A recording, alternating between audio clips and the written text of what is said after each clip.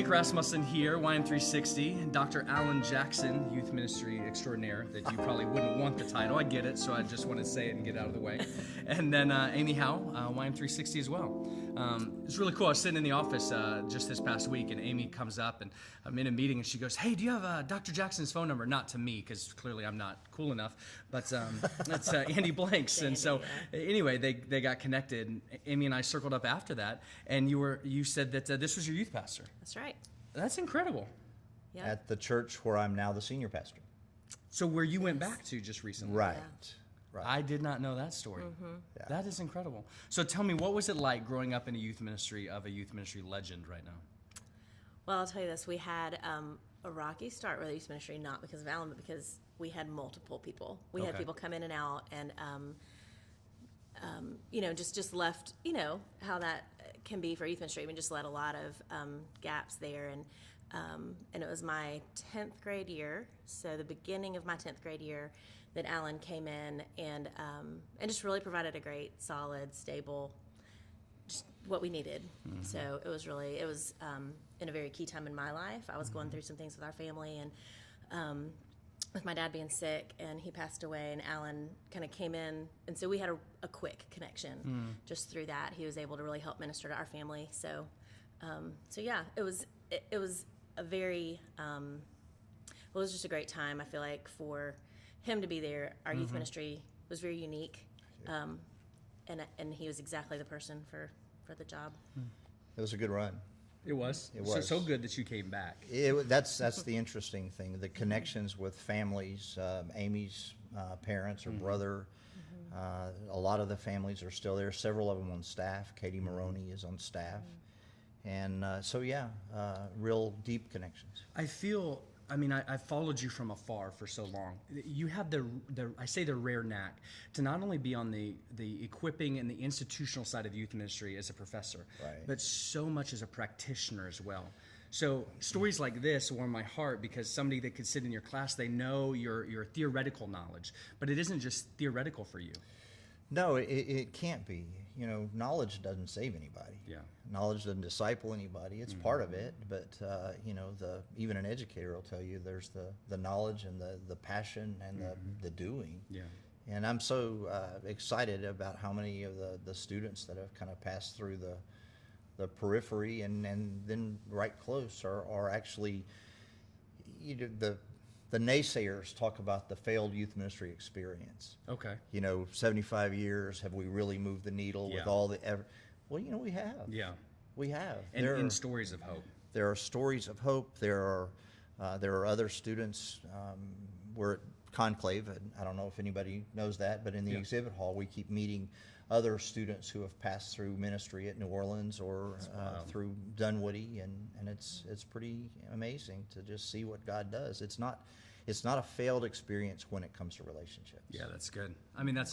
When you look at it systematically, we can always say that it breaks down. But when you look at it through relationships, even if they turn out good or bad, it's still a relationship. Right. And we don't ever know when Amy was in 10th grade and trying to sort out life and figure out which boyfriend she liked and which ones of the many. Let me get on my phone here. Of the many that, but that's a pretty tough time. Yeah. But we don't have the ability when you're investing there to flash forward 25 years and go, she's a superstar among youth ministries with 360. Yeah. So tell me from your perspective, how long ago, youth ministry, just like 5 years ago, you were there, right? Right. So, yeah. but being in youth ministry where you were, and then being in the longevity side of youth ministry, Right. you stuck around, you stood the test of time. What is that feeling? So the emotional side for you, being in youth ministry, to see these stories of students from 10th grade to now as an adult with teenage children still on fire, in a sense, passionate for God. It's a cliche, but it lets you grow old with grace. It lets you feel like you don't have to outstay your welcome because the next generation's not taking the baton. You feel like you can acknowledge that after a few decades of this, you maybe don't have the late night Burger King mentality anymore. And then as things have changed, the way we do student ministry and the safeguards that we have to, the book that's dropped, Protect. Why do we need a book called Protect? Yeah. And so to watch the other students, the legacy, they're doing great. And even Jesus said that the ones who come after will do greater things, and that's been the biggest reward that companies have started and ministries are thriving. And it'd be good to draw lines and say Alan helped with that, but no. No. You said something that just brought my mind just in this is kind of you go on the shoulders of the giants before you, right? How is it for you? Obviously, as Alan was your youth pastor, I don't think maybe you did. You're larger than life because you love your youth pastor, right? But not any idea of knowing that he's going to equip and teach and influence thousands of youth ministers across the way. But now looking back where you're at, and you see that you were there when Alan was just Alan, not maybe Dr. Jackson, youth ministry professional. But now seeing where it is, how does that impact you when you think back through the years of this relationship? So that's a great question. We, just a few years ago, I can't remember now, they'll fly by, but we had a youth group reunion, right? So it was crazy. That's cool. It was nuts. A group of people kind of put that together, and it was kind of, if you were in the youth group within this span of time, I don't know if it was 10 years, 5 years, whatever, and we all got together, and a lot of the youth leaders that came back, a lot of the couples, men and women that influenced me came back, and it was a very moving night for me.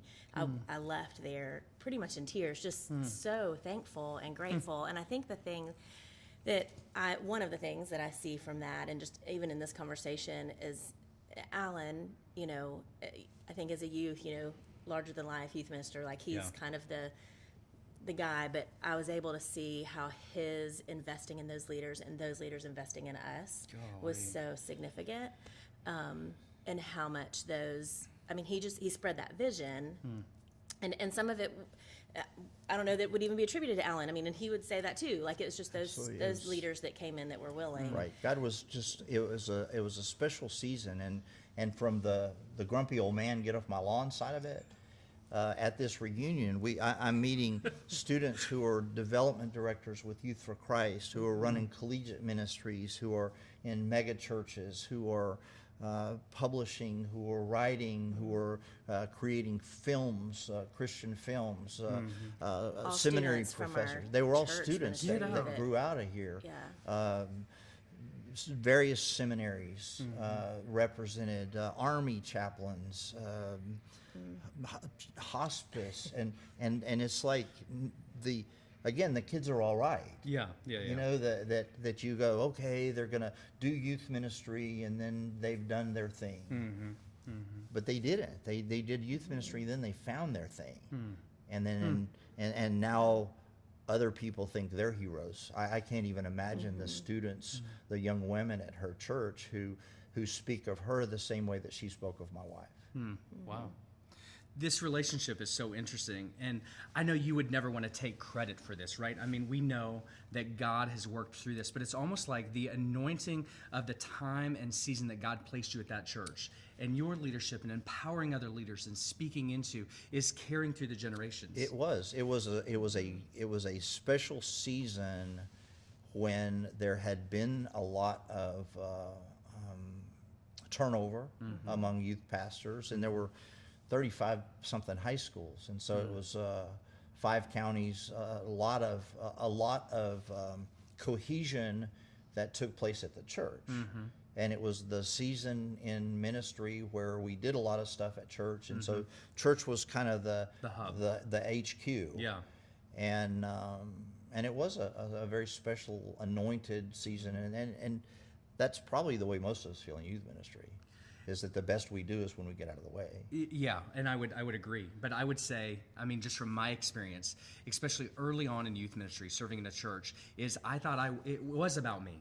I needed students to like me. It wasn't until that it switches to where you start empowering others, and then you see stories like this take place. Like, that's what I'm just saying. The little I know about you, if I were to say, Alan, you've done these great things, I think you'd be like, come on, man, like I really haven't. Well, you'd you were have to faithful. go back.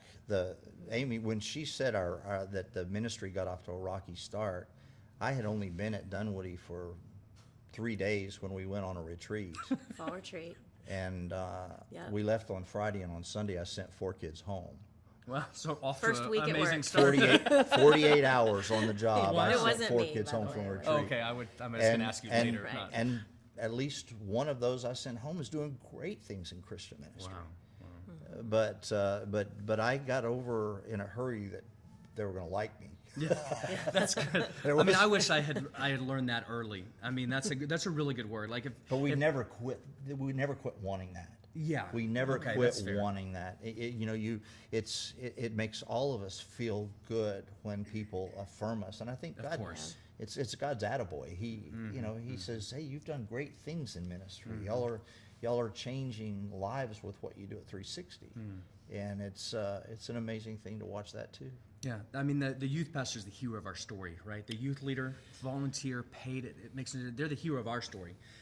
I've been on this thing recently that we would not exist if it was not for the youth leader. But the youth leader is still going to be there if we don't exist, right? So we definitely know our place. Well, youth ministers and publishing companies come and go when we forget that our job is to resource that guy that gets to speak Jesus into the ear of a 10th grader. Absolutely. good. Yeah. That it's not about, oh, look at our stuff, look at our program, look at our legacy.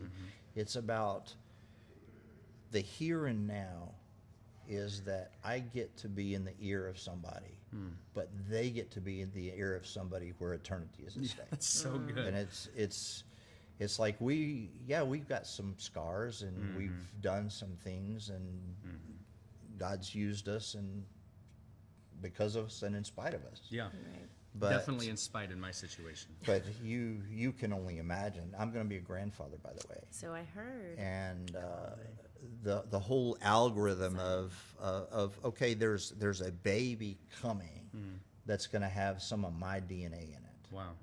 And that's sort of the way it feels in youth Yeah. ministry.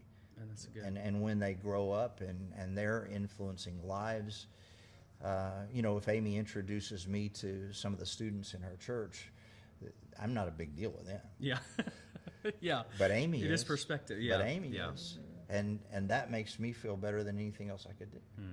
That's good. Like, again, I see youth ministry extraordinaire, right? Larger than life, professor, this kind of side. And then I see Amy, friend, peer. And to see this relationship is so interesting, right? Because she sees you as Alan.